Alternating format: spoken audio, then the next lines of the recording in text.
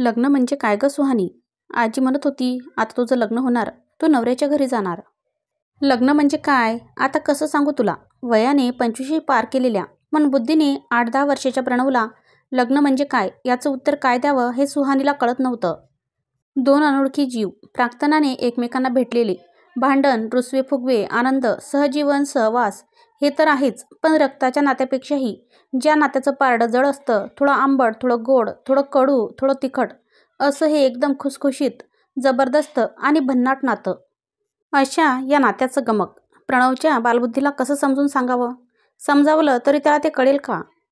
याचा विचार सुहानी करत होती. इतक्यात, बोल ना सुहानी, तू नवऱ्याच्या घरी जाणार? प्रणवने पुन्हा प्रश्न केला. हो प्रणव, पण मी येत जाईन हं तुला भेटायला. म्हणजे तू मला सोडून जाशील? प्रणवचे डोळे भरून आले. हे बघ, तू रडू नकोस हं, नाहीतर मी तुझ्याशी कट्टी. सुहानीलाही त्याच्या डोळ्यात अश्रू पाहून भरून आलं. मी गुड बॉय आहे, नाही रडणार, पण तू माझ्याशी कट्टी नको करू. प्रणव, तू आता मोठा झाला आहेस, समजदार आहेस, माझा बेस्ट फ्रेंड आहेस. तू जर असा रडत राहिलास तर आजीची काळजी कोण घेणार? मी मोठा झालो ना. हो ना, आजी म्हणाली. मी मोठा झालो की माझं पण लग्न होणार. मी तुझा बेस्ट फ्रेंड पण आहे, मग तू माझ्याशीच लग्न कर ना आणि माझी नवरी बनून माझ्या घरी ये. आपण मस्त मजा करू, खूप गेम्स खेळू. मी माझे सगळे फेवरेट टॉईज तुला देईन. प्रणवच्या तोंडून हे ऐकून सुहानीला आश्चर्याचा धक्का बसला. ती स्तब्ध त्याच्याकडे एकटक पाहू लागली. तो नक्की काय बोलला हे समजण्यातच थोडा वेळ निघून गेला. त्याला समजवण्यासाठी ती शब्दांची जुळवाजुळव करू लागली, पण तिला शब्द सापडत नव्हते. शब्दच ते जे समजावणे आणि समजून घेणे दोन्हीही करतात. मनाच्या शांत सागरात उठणारे असंख्य मनकल्लोळही तेच जाणतात. विचारांच्या गर्दीतही दिशाहीन पाने शब्दस्तर वेचतात. तप्त अग्नीच्या शुद्ध ज्वालाही ते शमवतात. मनाला सावरण्याच्या साऱ्या कला ते जाणतात. या शब्दांच्या जोरावर ती आजवर त्याला सावरत आली होती, पण ते शब्द आता कुठेतरी हरवले होते. प्रणव, अरे राजा, किती प्रश्न विचारशील तिला? किती उशीर झाला बघ बरं. सुहानीला घरी जाऊ दे. आई वाट पाहत असेल ना तिची. इतका वेळ लांबून दोघांचा संवाद ऐकणाऱ्या रेणुकाने प्रणवच्या जवळ जात त्याच्या डोक्यावरून हात फिरवला. अगं पण आजी, मला अजून खेळायचं आहे. नाही प्रणव, पुरे आता, उद्या येईन हो ती परत. सुहानीने दोघांचा निरोप घेतला आणि घरी जायला निघाली. तोच रेणुकाने तिला हाक मारली. सुहानी, मला तुझ्याशी थोडं बोलायचं आहे. बोल ना आजी. काही काम होतं का? हे पहा सुहानी, मी सरळ मुद्द्यावरच येते. आता तुझं लग्न ठरलंय आणि प्रणवची अवस्था तुला माहीतच आहे. त्यामुळे तू आता यापुढे इथं येणं आणि त्याला भेटणं हळूहळू कमी करावं असं मला वाटतं. हो आजी, आईसुद्धा काल हेच म्हणत होती. सुहानीचे डोळे परत भरून आले. तिने एकदा वळून प्रणवकडे पाहिलं आणि काही न बोलता निघून गेली. नात्यांची अनेक रूपे असतात, काही बोलकी, काही अबोल, काही अपरिचित, काही जवळची, काही औपचारिक. नातं हे हृदयातून जुळतं, काळाने दुरावते किंवा अधिक घट्टसुद्धा होते, पण त्या नात्याच्या आठवणी मात्र हृदयाच्या कोणत्या तरी कोपऱ्यात सहजपणे जपल्या जातात. चांगली नाती झाडासारखी असतात. सुरुवातीला त्यांची काळजी घ्यावी लागते, पण एकदा का ती बहरली की आयुष्यभर कोणत्याही परिस्थितीत सावली देतात. आणि हे सावली देण्याचं काम सुहानी मागील 20 वर्षापासून अविरत करत होती. प्रणव बाळा, सुहानी सासरी गेल्यानंतर तुला सांभाळणं माझ्यासाठी खूप कठीण होईल रे. किती जीव लावलाय त्या पोरीने तुला. वाढ झोपलेल्या प्रणवला पाहून रेणुकाचा जीव कासावीस झाला. त्याच्या भविष्याची काळजी तिला सतावू लागली. त्याच्या भविष्याचा विचार करता करता तिच्या मनात भूतकाळाची भूते फेर धरत होती. रेणुकाला तो दिवस आजही लख्ख आठवत होता, ज्या दिवशी तिनं 8 वर्षाच्या प्रणवचा हात पकडून उमेशच्या घराचा उंबरा ओलांडला होता. उमेश, आजपासून तुझा माझा संबंध संपला. मी गावाकडचं घर आणि सगळी जमीन माझ्या नातवाच्या म्हणजेच प्रणवच्या नावे केलं आहे. त्यातली एक दमडीही तुला मिळणार नाही.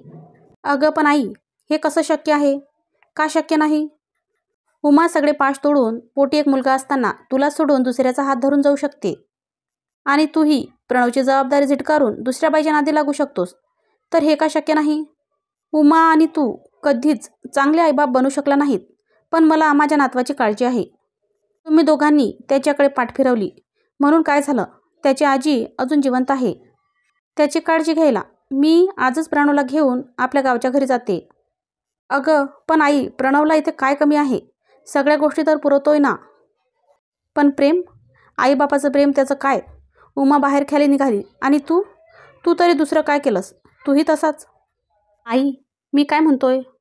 आता तू काही बोलू नकोस. माझं ठरलंय आणि मी माझा निर्णय बदलणार नाही. उमेशने रेणुकाला समजवण्याचा खूप प्रयत्न केला, पण तिने त्याचं एक ऐकलं नाही. रेणुकाने सगळी आवराआवर केली आणि प्रणवला घेऊन तिने उमेशचं घर कायमचं सोडलं. खरं तर प्रणव सुरुवातीची 2 वर्षे सामान्य मुलासारखाच होता. पण जसे दिवस, महिने, वर्ष सरू लागली तशी एक गोष्ट प्रकर्षाने जाणू लागली की प्रणयचं वय तर वाढतंय, पण त्याच्या मेंदूची वाढ फार कमी गतीने होत आहे. 5 वर्षाचा झाला तरी त्याचं वागणं मात्र वर्षाच्या लहान मुलाप्रमाणे होतं. डॉक्टरांची उंबरठी झिजवली. सरकारी दवाखान्यापासून ते नामांकित न्यूरोसर्जनचं मत विचारात घेतलं गेलं, पण यावर उपाय काही सापडला नाही. उमा आणि उमेशला जाणू लागलं होतं की यातून बाहेर पडण्याचा आता मार्ग नाही. डॉक्टरांच्या मते प्रणव एक स्पेशल चाइल्ड होता. त्याच्या मेंदूची वाढ अतिशय कमी गतीने होत होती. या सगळ्यांचा मानसिक त्रास उमाला होऊ लागला. मग चिडचिड, भांडणं आणि याचीच परिणिती मग बाहेर सुख शोधणं यात झाली. परिणामी उमा आणि उमेशच्या नात्यात दुरावा निर्माण झाला आणि एक दिवस कोणाला काहीही न सांगता उमा घर सोडून गेली. या सगळ्यात प्रणवची होणारी हेळसांड रेणुकाला सहन होत नव्हती. ती डोळ्यात तेल घालून त्याची काळजी घेत होती. एक दिवस उमेशसुद्धा उमाच्या पावलावर पाऊल ठेवत एका बाईला घरी घेऊन आला आणि रेणुकाच्या सहनशक्तीचा अंत झाला. तिने प्रणवला घेऊन गावी जाण्याचा निर्णय घेतला आणि त्या घरातून बाहेर पडली, ती कायमची. गाव सोडूनही तिला 10 वर्ष झाली होती. नवऱ्याच्या निधनानंतर ती उमा आणि उमेशसोबत पुण्यात राहत होती. या 10 वर्षात बरंच पाणी पुलाखालून वाहून गेलं होतं. शेजारचे निमकर घर विकून दुसरीकडे गेले होते. त्या घरात आता दुसरंच कोणी राहत होतं. शेजारी पाजारी ओळखी असाव्यात, अडीनडीला तेच उपयोगी पडतात. म्हणून सारं स्थिर स्थावर झाल्यानंतर तिने शेजारी पाजारी ओळखी वाढवल्या. शेजारच्या निमकरांच्या घरात मागील 2 वर्षापूर्वी नवीन बिराड आलं होतं राहायला. सुहास, नंदिनी आणि त्यांची एकुलती एक गोड चुणचुणीत लेक सुहानी. सुहानी 5 वर्षाची होती जेव्हा ती प्रणवला पहिल्यांदा भेटली होती. लवकरच दोघांची खूप चांगली मैत्री झाली. सुहानीचे आईवडील सुशिक्षित होते, त्यामुळे त्यांना प्रणव आणि सुहानीच्या मैत्रीत काही वावगं दिसत नव्हतं. हळूहळू दिवस सरत होते. दोघेही बराच वेळ एकत्र खेळत असत. सुहानी शाळेत गेल्यावर मात्र प्रणवला एकटं एकटं वाटायचं. अधीरतेने तो तिची वाट पाहत असायचा. सुहानी शाळेतून आल्यानंतर हातपाय धुवून लगेचच प्रणवसोबत खेळायला जायची. खेळता खेळता ती शाळेत शिकवलेल्या खूप काही गोष्टी त्याला शिकवण्याचा प्रयत्न करायची. प्रणव देखील ते सगळं उत्सुकतेने ऐकायचा, समजून घेण्याचा प्रयत्न करायचा. प्रणवला एक चांगली मैत्रीण मिळाल्याने रेणुकाही खुश होती. सुहानी आता 12 वर्षाची झाली होती. ती आपल्या वयाच्या मानाने बरीच समजूतदार होती. तिला आता कळत होतं की प्रणव इतरांसारखा सामान्य नाही. तिच्या हेही लक्षात आलं होतं की सगळी मुलं प्रणवपासून दूर राहतात, ठराविक अंतर ठेवून वागतात. हे सगळं पाहून तिचं मन दयेने भरून येत असे. त्याच्या प्रत्येक प्रश्नाची उत्तरे तिच्याकडे असायची. ती कधीच त्याला निराश होऊ द्यायची नाही. एक दिवस सुहानी शाळेतून परत आली तर तो रस्त्यातच तिची वाट पाहत रडत उभा असलेला तिला दिसला. तिने प्रेमाने त्याची चौकशी केली तर तो रडत रडत म्हणाला, सुहानी, माझं फेवरेट टॉय तुटलं. आजीने ते कचऱ्यात फेकलं. ते माझं फेवरेट टॉय होतं ना, मला ते पाहिजे. अरे मग रडतोस काय? आपण नवीन आणू.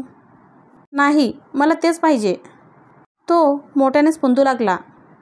काही केल्या तो ऐकायला तयार नव्हता. सुहानीलाही काय करावं काही सुचेना. शेवटी तिने एक शक्कल लढवली.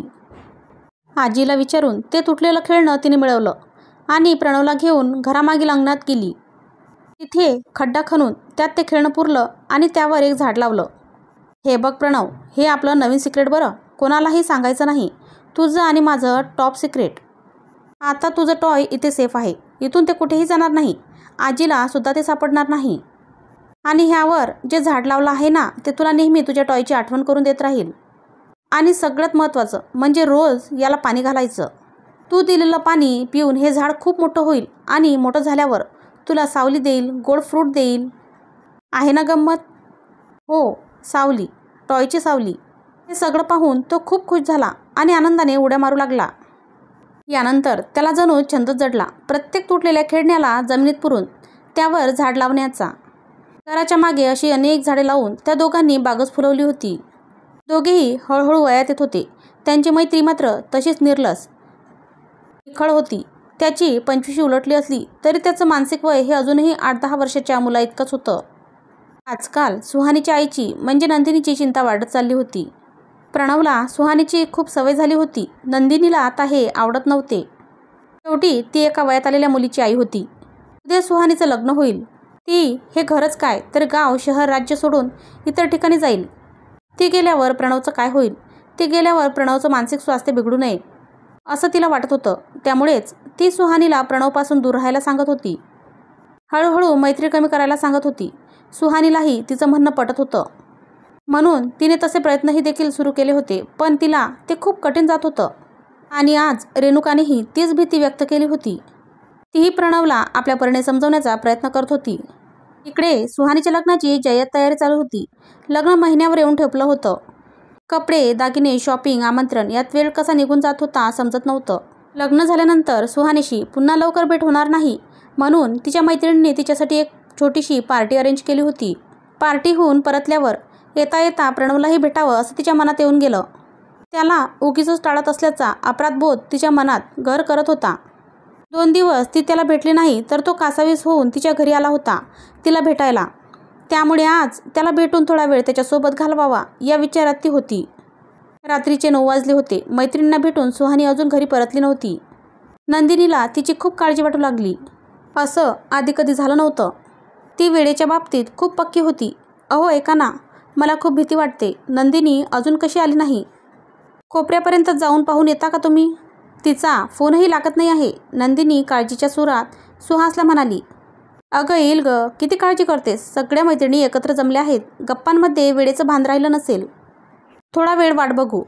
सुहासने नंदिनीची समजूत काढली. रात्रीचे 10 वाजले होते तरी सुहानी परतली नव्हती. आता सुहासला देखील तिची काळजी वाटू लागली. त्याने तिच्या मैत्रिणीच्या घरी फोन करून चौकशी केली तर सुहानी सगळ्यांना भेटून तासाभरातच घरी परत जायला निघाली होती असं समजलं.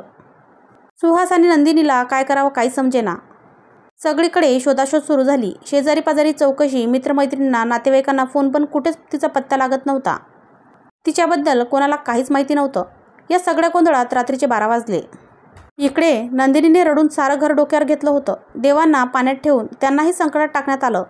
सुहासने आपले सगळे सोर्सेस वापरले पण काही उपयोग झाला नाही. नाईलाजाने शेवटी त्याने पोलिसांकडे धाव घेतली. तो पोलीस स्टेशनात पोहोचला. तक्रार नोंदवून घेणारा हवालदार तारासलेल्या स्वरात म्हणाला. नाव सांगा मुलीचं. सुहानी सुहास जमादार. सुहास म्हणाला. फोटो आहे का? हो, हा घ्या. सुहासने फोटो दिला. वय, रंग, बांधा, एखादा आयडेंटिफिकेशन मार्क, सगळी माहिती सांगा. सुहासने सगळी माहिती पुरवली. पोरीचं बाहेर कुठं लफडं वगैरे? म्हणजे आजकालची पोरं बाहेर लफडी करतात आणि मनाविरुद्ध काही झालं की मग पडून जातात. हवालदाराने एक नजर सुहासला न्याहाळलं. अहो काय बोलताय तुम्ही? माझी सुहानी अशी नाही. होय साहेब, सगळ्या आईबापांना असंच वाटत असतं आणि आमचं काम आहे हे. सगळ्या अँगलनी विचार करावा लागतो. तुम्ही लवकर तक्रार नोंदवून घ्या आणि लवकरात लवकर माझ्या सुहानीला शोधून काढा. सुहास कासावीस झाला. हो साहेब, आमचं कामच आहे ते. कधी एखादी बॉडी वगैरे सापडली तर ओळख पटवण्यासाठी यावं लागेल तुम्हाला. शेवटच्या वाक्याने सुहासच्या काळजात चर झालं. सुहास यावर काहीच बोलला नाही. त्याच्या मनाची तगमग त्या हवालदाराला समजणार नव्हती. त्यासाठी तेवढी विवेकबुद्धी असावी लागते. त्याने तक्रार नोंदवली आणि पोलीस उपनिरीक्षकांना भेटून तो स्टेशनातून बाहेर पडला. पोलिसात तक्रार नोंदवून आठवडा उलटून गेला होता. सुहासही आपल्या परीने शोध घेत होता. इकडे नंदिनीची अवस्था फार वाईट होती. सुहानीच्या हरवण्याचा तिने धसका घेतला होता. नाही ते विचार तिच्या डोक्यात येत होते. रेणुका तिला आईच्या मायेने सांभाळत होती. नंदिनीला तिचा खूप आधार वाटत होता. रेणुकाच्या डोळ्यातलं पाणी आटत नव्हतं. प्रणव तर ती हरवल्या दिवसापासून निशब्द झाला होता. तो एकटाच तासनतास बसून राहायचा. त्याची बेस्ट फ्रेंड हरवली होती. त्याचं सारं जगच कोणीतरी हिरावून घेतलं होतं. सुहानी हरवल्या दिवसापासून तो कुणाशीही बोलत नव्हता. त्याचा सगळा वेळ त्या दोघांनी फुलवलेल्या बागेतच जायचा. त्याची ही अवस्था सर्वांना समजत होती. हळूहळू दिवस सरत गेले. ज्या घरात लगीनघाई लगबग सुरू होती तिथे आज भयान शांतता होती. घटनेला आता जवळपास 1 महिना लोटला होता. सुहास आणि नंदिनीच्या शवागृहाच्या चक्रा सुरूच होत्या. शवागृहाची जणू सवय झाली होती त्यांना. कुठल्याच प्रयत्नांना यश येत नव्हतं. बाहेर शेजाऱ्या पाजाऱ्यांच्यात कुजबूज सुरू होती. पोरीचं बाहेर काहीतरी प्रकरण असावं. आजकालच्या पोरांचं काही सांगता येत नाही. आजकालची पिढी एकदम अविचारी. गेली असेल कोणाच्या तरी हात पकडून. लग्न जवळ आले होते, त्यामुळे खरंच ती आपल्या प्रियकरासोबत गेली असेल असे अंदाज बांधले जाऊ लागले होते. सगळ्या गावात सुहानीच्या गायब होण्याची चर्चा रंगली होती. या सगळ्यांचा सुहास आणि नंदिनीला खूप त्रास होत होता. पोलिसांच्या हातीही काहीच धागादोरा लागला नव्हता. सुहास आणि नंदिनी पोलिसांकडे जाऊन जाऊन निराशाने हतबल झाले होते. काहीही झालं तरी काळ काही कोणाला थांबत नाही. त्याचं चक्र अविरत फिरतच राहतं. महिन्यामागून महिने सरत होते. आता तर सुहास आणि नंदिनीच्या डोळ्यातील अश्रूही सुकले होते. चुकून कधीतरी त्यांच्याही मनात हा विचार डोकावून जात होता की खरंच सुहानी एखाद्या मुलाबरोबर पळून तर गेली नसेल ना. पण ते दोघेही पटकन हा विचार मनातून झटकून टाकायचे, कारण त्यांना त्यांच्या संस्कारावर पूर्ण विश्वास होता. त्यांचे मन कधीच हे स्वीकारायला तयार नव्हते की सुहानी पळून गेली असेल. नंदिनी दिवसरात्र सुहानीच्या वाटेकडे डोळे लावून बसलेली असायची. आता या गोष्टीला जवळपास वर्षभर उलटले होते. या वर्षभरात बऱ्याच गोष्टी कानावर आल्या. कोणी नावं ठेवली तर कोणी सहानुभूती दाखवली. कोणी मदतीचा हात देखील पुढे केला तर कोणी मुलगी पळाली, पोरीनं नाक कापलं अशी दूषणं देखील लावली. सुहास नंदिनीला खूप मनस्ताप सहन करावा लागला. बदनामी झाली ती वेगळीच. हे सगळं आता त्या दोघांसाठी असह्य होत चाललं होतं. त्यामुळे त्यांनी हे गाव सोडून दुसरीकडे जाण्याचा निर्णय घेतला. रेणुकाने त्या दोघांना समजवण्याचा खूप प्रयत्न केला, पण ते दोघे आपल्या निर्णयावर ठाम होते. इथलं सगळं विकून ते कायमचं दुसरीकडे जाणार होते. सुहानीची खोली आवरता आवरता सुहास आणि नंदिनी बेचैन झाले होते. भावनांचा आवेग थांबता थांबत नव्हता. डोळ्यांना अश्रूंचा पूर आला होता. त्या घराचं रिकामेपण आणि स्वतःचा एकटेपणा त्यांनी मनाच्या एका कोनाड्यात कैद केला आणि तिथून ते दोघे निघाले कायमचे. जाता जाता जड अंतकरणाने त्या दोघांनी प्रणवच्या डोक्यावर हात ठेवला आणि काहीच न बोलता मार्गस्थ झाले. ते दोघे गेल्यावर प्रणव खूप रडला आणि निशब्द होऊन घरामागे बागेत एका झाडाजवळ येऊन बसला. त्या झाडाकडे पाहत तो खिन्न हसला आणि म्हणाला, सुहानी, मी आपलं सिक्रेट कोणाला सांगितलं नाही. मी गुड बॉय आहे ना. आता तू कोणाला सापडणार नाही आणि तू मला सोडून कुठेही सुद्धा जाणार नाहीस. नवऱ्याच्या घरी पण नाही. तू नेहमी माझ्याजवळ राहणार, एकदम सेफ, या झाडाची सावली बनून. त्याने त्या झाडाला घट्ट मिठी मारली. आता त्याच्या चेहऱ्यावर आत्मिक समाधान होतं. मित्रमैत्रिणींनो, कथा कशी वाटली ते कमेंट करून नक्की सांगा आणि चॅनलला लाईक करा, शेअर करा आणि सबस्क्राईब करा. धन्यवाद.